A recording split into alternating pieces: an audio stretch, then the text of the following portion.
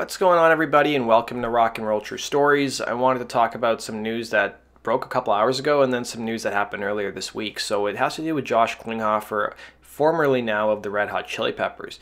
So we learned last December that their two-time guitarist, John Frusciante, was going to be coming back into the group. A lot of people were excited.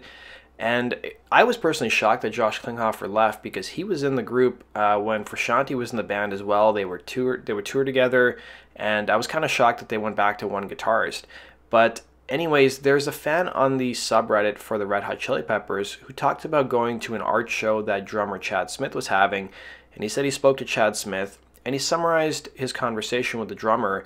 And he brought up the fact that Josh Klinghoffer was no longer in the group, and he asked him how did they let him go or let him know he was no longer in the band. So this is all hearsay, but the fan basically said that Klinghoffer had a face-to-face meeting with Anthony Kiedis, Flea, and Chad Smith, where he was told about Frusciante's return, but Frusciante wasn't present at the meeting. He'd go on to say, a little insight on the John Josh thing from Chad.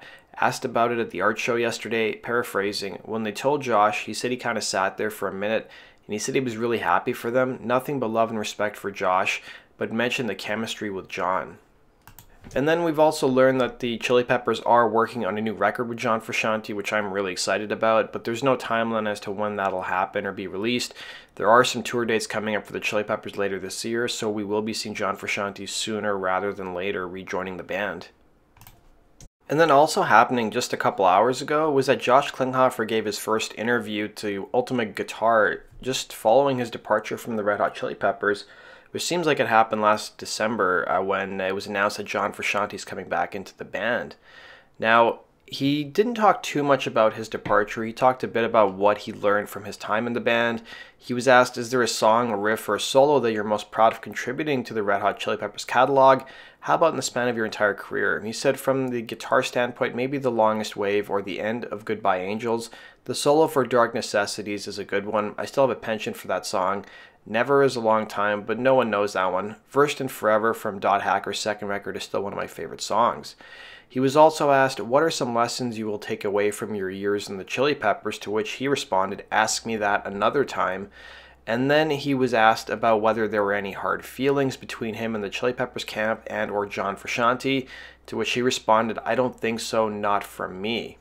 So that concludes today's video, guys. Thanks for watching. If you guys tune in at 10 a.m. Eastern tomorrow, we'll be talking about the song Spirit in the Sky by Norman Greenbaum.